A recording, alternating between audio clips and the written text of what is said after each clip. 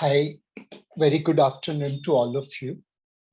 Let me take the opportunity to wish you a happy and healthy new year. We are all going through now the third wave of COVID-19 Omicron. I pray that all of you remain healthy and happy in 2022. Coming to the global economy, the printing presses continue. This time we have covered 6 central banks' balance sheet, which is Fed, ECB, Bank of England, Bank of Japan, Royal Bank of Australia, and Bank of Canada. And again, their trajectory is fairly steep. Their combined balance sheet will be almost touching $30 trillion. That shows that there is enough liquidity in the system.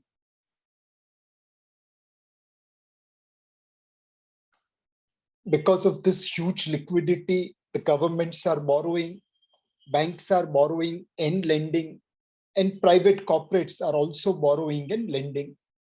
The global debt to GDP ratio is now at 256%. Next slide, please. When there is huge liquidity, the asset prices rise, and global liquidity has pulled asset prices in 20 and 21. Next slide, please. While equity markets have run up in US, the earnings trajectory also after crash in the early part of 2020 because of COVID-19 lockdown has been spectacular. The S&P 500 operating EPS will be touching almost $550. The companies and government all are raising cash, and the corporate raise in 2020 will be almost touching $12 trillion. Because they're raising so much money, they are also investing so much money, and the corporate investment, especially in technology, is likely to compound at a much faster pace in next couple of years. In the equity market, growth stocks have done better than value stock, though some part of that we have seen correction. There is also very concentrated movement in stock. In S&P 500, just 5 stocks, Google, Microsoft, Apple, Tesla, and Nvidia, has delivered almost 35% of total return. When you print so much money, inflation rises. And in order to control inflation, interest rate needs to be raised. In emerging markets, banks have started raising interest rate. Developed market, Bank of England had made a small beginning. US Fed, as of today, is just shouting, but not taking any action. To some extent, inflationary pressure will ease off as supply chain improves. And in February 22, China's Winter Olympics will be behind. And to some extent, their need for lowering pollution will ease off and supply will begin further. The real challenge for us in the near term is Omicron. Let's hope and pray that all over the world, Omicron's impact is like South Africa, going up quickly, but then also coming down sharply without any corresponding increase in death and hospitalization. Coming to Indian economy, the December month was without the impact of Omicron. The advanced tax collection grew 90% in third quarter. Net direct tax collection is up 60%. And services sector PMI is still in expansionary zone. All the data around December has been fairly positive. With the vaccination touching 150 crore today, the hope is that Omicron will remain mild. In fact, it will act as a natural immunity, natural vaccine to impacted person. And hopefully, like second wave, we won't see death and destruction. The business resumption index is firmly at 120. It's almost double from the May 2021 second wave. Trade, investment, agriculture, government spending, all are above pre-pandemic level. And the only sector which is still around or below pre-pandemic is consumption. GST collection for last 6 months have remained above 1 lakh crore. Manufacturing industry is now firmly turning around and becoming positive. The exports for the first time will cross $300 billion in 9 months. It's a jump of almost 33% over last year, and still a reasonable jump of 22% plus over our all-time high 9-month exports. The government, despite not having divestment revenue of almost 2 lakh crore, is sitting pretty with more than 2,55,000 crore collection in taxes from income tax to GST to oil. The government has ability to spend money, and we believe they will be putting money on infrastructure investments in the days to come. The corporate India's profitability cycle has turned around. It bottomed at 1.6% in 2020. Now it is touching mid-single digit. Companies are sitting on cash, and we hope that they will start making investments soon. The consumption is improving from the bottom, but is still below pre-pandemic level, whereas investment is in the positive territory. A vibrant part of Indian economy is private equity and venture capital led startups. There, the deal count as well as the mobilization is one of the highest. This year, we should end up at about $60 billion worth of private equity flows. Production-linked incentive scheme is changing India in many ways. It is expanding our manufacturing base. It is helping us promote exports. It is attracting foreign direct investment. And more importantly, it is creating jobs. This year, the total software exports at $216 billion will be more than our total gross oil import bill. We will remain one of the largest, fastest growing economy in 2022 and beyond. In the emerging market tracker, we are right there at the top, attracting global capital. From an investment theme point of view, there are few things which we believe will outperform market in the quarters to come.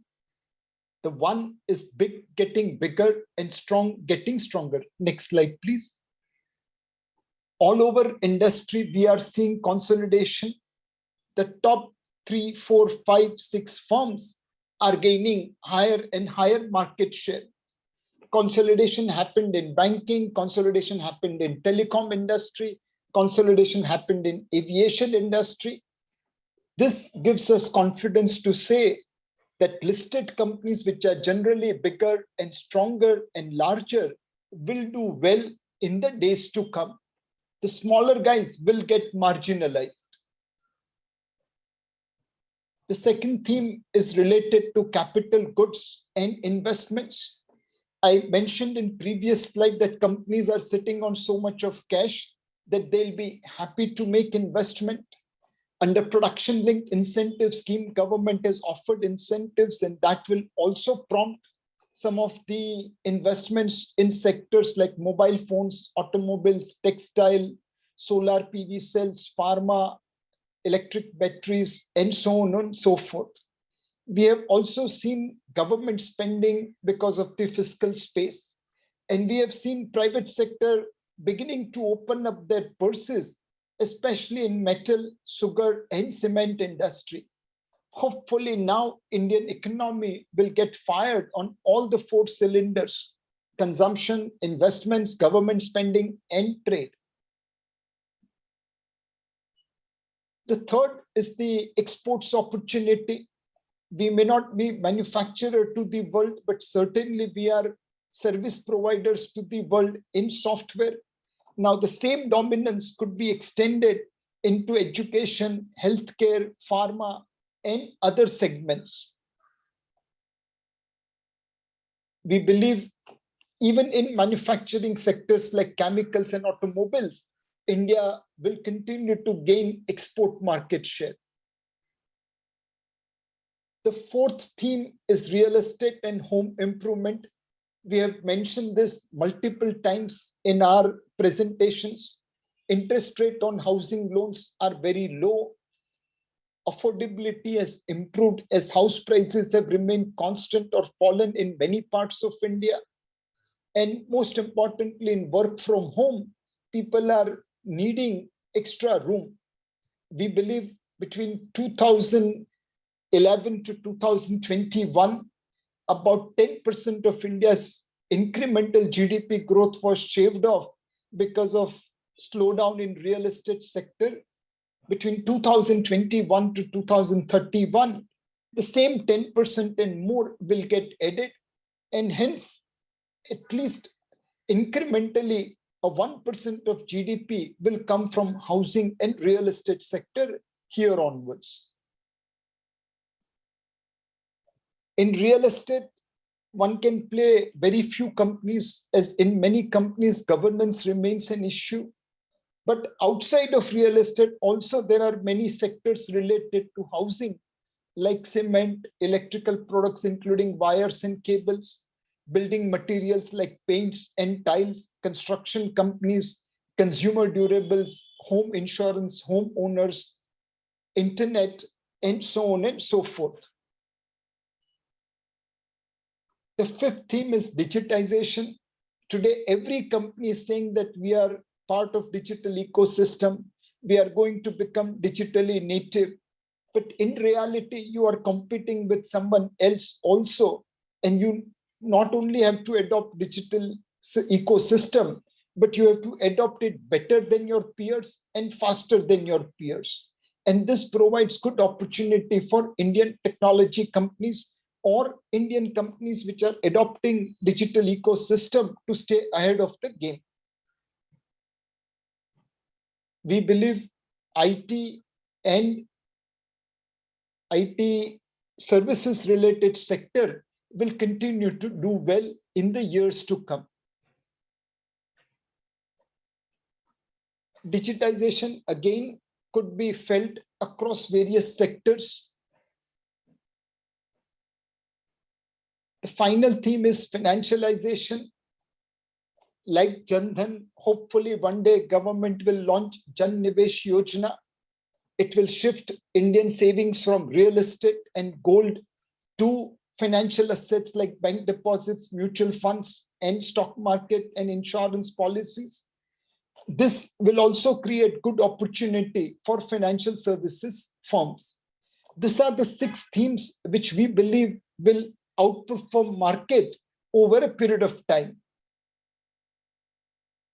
Coming to equity markets, the small and mid caps outperformance over large cap continues to remain on a 1-yearly basis.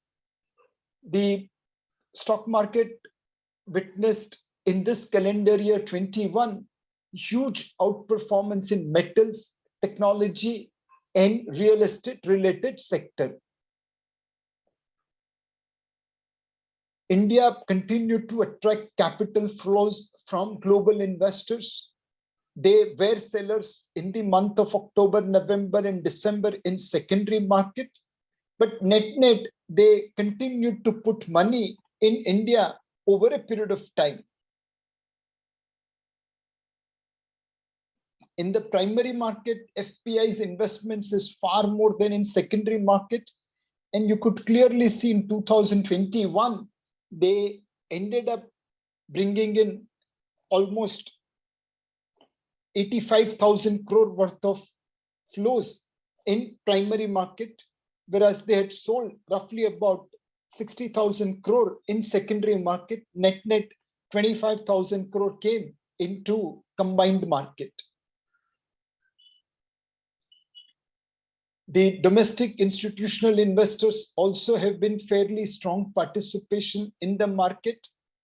This year, we believe FY22 mutual funds gross sales will be 3.5 lakh crore in equity and net sales will be 1.5 lakh crore. Retail investors also has been regularly supporting market since March 2020 lows. Because of our outperformance and others underperformance, India has moved up by almost 50% in MSCI Emerging Market Index. We started the year at about 8% weight. Today, we are at 12% weight. This is 50% outperformance over other peer group. In India also, like US, we are seeing polarization where few stocks are outperforming, whereas others are not outperforming the market. At this valuation, our equity call remains neutral, both from valuation as well as momentum point of view. On a market cap to GDP ratio, we are at 116%. It is above average of last 10 years at 76%, but against global average of 144, 116 looks reasonable. On a price to earning basis, against historical PE of 18, we are at 21 times FY20, 21 times 12 months forward, and against 2.7 price to book, we are at 3.2. We are little bit above our historical average valuations. However, the same can be justified based on the growth and lower interest rates. This is the most important slide. As long as market believes that we are on course to achieve 872 rupees earning per share for Nifty in FY23, we believe market will have upside. The December quarterly results will determine whether we are transiting from 744 earning this year to 872 earning next year or not. At 872 Nifty EPS, market is today trading at 20 times FY23. Our call, looking at valuation and interest rate, we are equal weight equity. Within that, marginal overweight large cap, marginal underweight mid cap, and equal weight to small cap.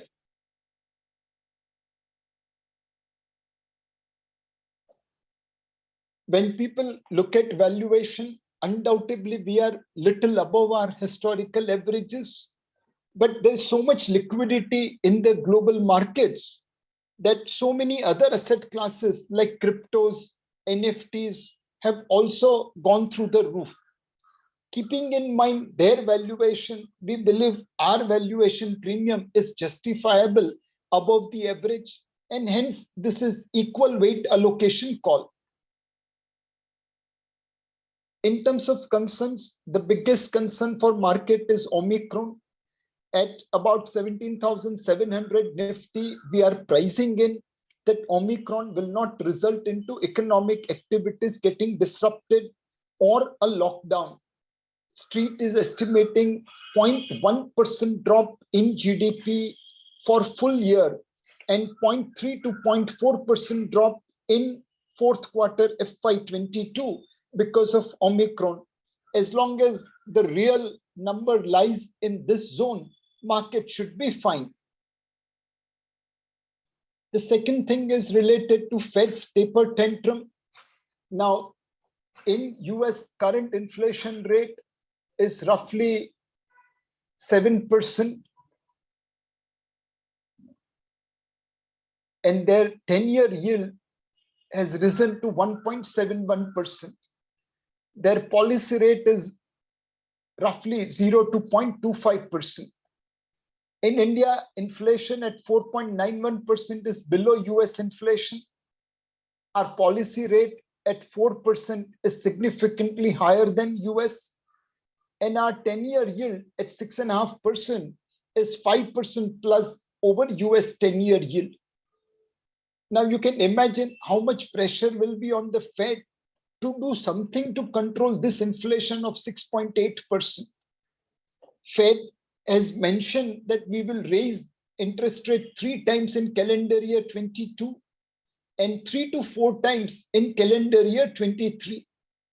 If they indeed deliver on what they have promised, the 10-year, the repo rate, the Fed rate will move from 0 to 0.25 to between 1.75 to 2. And the 10-year yield is just at 1.71%, below what will be the Fed rate in 2023 end. Fed is telling markets that we will raise interest rates. Market is telling Fed that no, you will not be able to raise interest rates as you have won. Now, what if Fed, under pressure of this 6.8% inflation, actually raises interest rates or convinces market that they will raise interest rates? In that scenario, like 2013, there will be taper tantrum. There will be some temporary impact in our market. It will be far lower than 2013 as compared to $275 billion reserves. Then we are already at $635 billion reserve. But still, there will be some impact because of Fed raising interest rates faster compared to what market is believing. The second risk for us is geopolitical. Tomorrow, if something happens on India-China border, there will be impact on our market. If China goes and attacks Taiwan, there will be impact on our market. The real challenge for us is balancing between inflation, interest rate, and growth. If inflation rises, Indian interest rates will have to follow, and liquidity will have to come down. That could have direct impact onto the valuation of our equity market. Where should one look to invest in current scenario? Well, you should be looking to invest in funds which are consistently generating positive alpha. While there are some of our funds like Kotak Flexi Cap Fund where alpha generation is not as per expectation, in rest of the funds, we have been able to generate alpha by and large, despite some challenges. In SIP also, our performance has been fairly good. There are small cap funds like Kotak Small Cap, which have delivered almost 26% compounded return for last 7 years. By and large, we have delivered somewhere around low double-digit returns on SIP to our investors.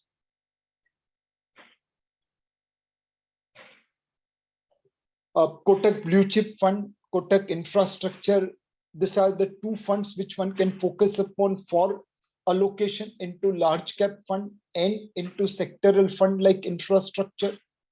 Today, I was reading SKF Managing Director's comment where he said that we are seeing real investments beginning in India. These are not newspaper headlines. This is real work on the ground as we see in our projects. Infrastructure and economic reform funds will be one sector fund to invest into for high risk, high return investors, as we believe infrastructure sector will do well over next couple of quarters. As we mentioned, you need to be overweight large cap category, marginally overweight large cap category. Within that, Kotak Blue Chip is one of those rare large cap fund which has outperformed benchmark index consistently. Two funds which one should focus upon. Generally, Jan to March is tax planning season, and ELSS has provided far better return than public provident fund or life insurance or provident fund. So Kotak Tax Saver Fund, again, which is consistently positive alpha generating fund, could be recommended to investors. There are many investors, especially at retail level, who doesn't know concept of asset allocation. And for them, asset allocator fund is the right fund. And you could see it has not only generated consistent alpha over last many years, but it has also delivered low double-digit return to the investors. Most retail investors would have not seen this kind of return on their overall portfolio, and hence asset allocator fund will be most appropriate to suggest to them. One question which is coming up, should we invest in gold? As you are aware, we were bullish gold, but in whole of CY21, thanks to variety of factors, gold has given marginally negative return. This negative return has essentially come as people shifted their safe allocation into cryptos rather than asset like gold. Globally, we have seen a lot of money going towards cryptos rather than gold, as they believe crypto is giving them good hedge against inflation. Crypto is giving them good hedge against central bank printing money. From a historical point of view, gold versus S&P 500 is right at the bottom, but it has remained in this range for almost 20 odd years. We believe gold at this point of time is an attractive option to invest into. Sovereign gold bonds is the best option, and thereafter it is gold ETF or gold fund of funds. However, it may take your patience, as unless until we see money shifting from crypto back to gold and then central bankers buying gold, gold prices are unlikely to recover.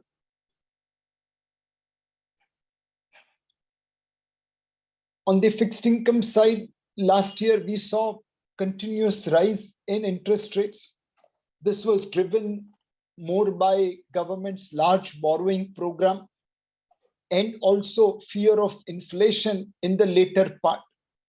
The RBI managed liquidity extremely well, and the total yield movement of roughly from 590 to 645, about 60 basis point, is well within the RBI's calibrated movement.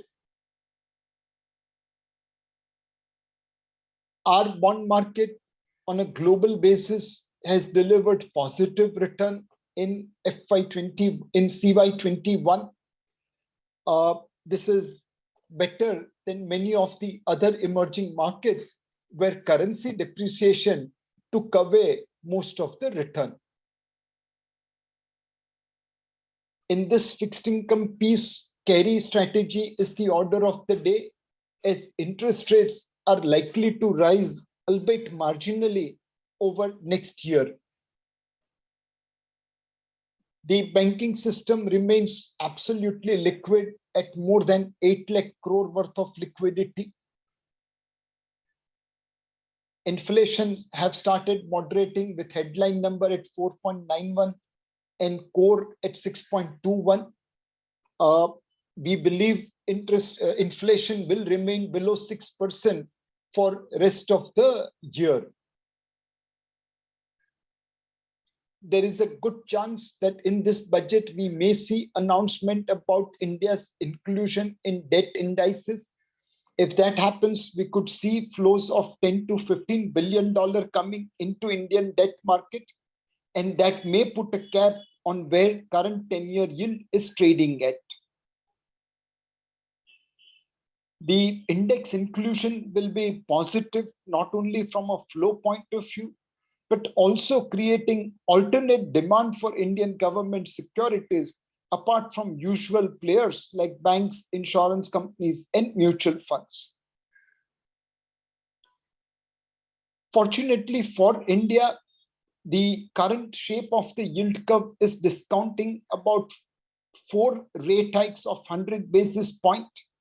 Even if 10-year, even if repo rate moves from 4% to 5%, the 5-year security at roughly about 5.8 and 10-year security roughly at about 6.5 should be good enough. It has adequately built the margin for potential rate hikes. We believe the curve between 2 year to 6-7 years, this portion has adequately discounted the rate hikes, and hence investing in this maturity should be reasonably rewarding. The state development loans usually offer 50 to 75 basis point extra over government securities, and the same trend is continuing in today's market. RBI has done exceptionally good job. They have managed liquidity despite billions of dollars coming into India. They have kept interest rates within 50-60 basis point move despite globally interest rates moving up. The foreign exchange reserves at $635 billion are fourth highest in the world. Financial markets, despite COVID-19's first, second, and third wave, has continued to function. And most importantly, RBI has ensured that massive borrowing program of the government gets passed on without too much of a trouble. Overall, in debt market, we believe RBI will indicate policy rate hikes over a period of next year. The curve between 2 to 6 years probably discounts those rate hikes, and this is where one will see better return opportunity. If you are looking to invest in fixed income, just ensure that your time horizon and funds maturity matches with each other, as in a rising interest rate environment, higher duration or higher maturity could result into some negative return. We have been reasonably good buyer of floating rate bonds. These are the bonds where interest rate gets reset when reset date, when interest, the coupon gets reset on interest payment dates. And if rates have gone up, then to that extent, coupon gets revised upwards and your capital losses are minimum. At this point of time, we recommend investors to invest in short to medium term. And the funds which are appropriate over there are Kotak Corporate Bond Fund with about 1.25 year duration, Kotak Bond Short Term little higher than that, Kotak Gilt Fund, and Kotak Dynamic Bond Fund. Our dynamic bond funds have delivered outperformance over benchmark indices as our fund managers manage interest rate duration in a fairly dynamic manner. There are many investors who are worried with low return on debt, especially bank deposits. For them, investment in hybrid funds will be more appropriate. When markets are cheap, like March 20, they can go into large cap fund like Kotak Blue Chip, which gives them 100% equity exposure.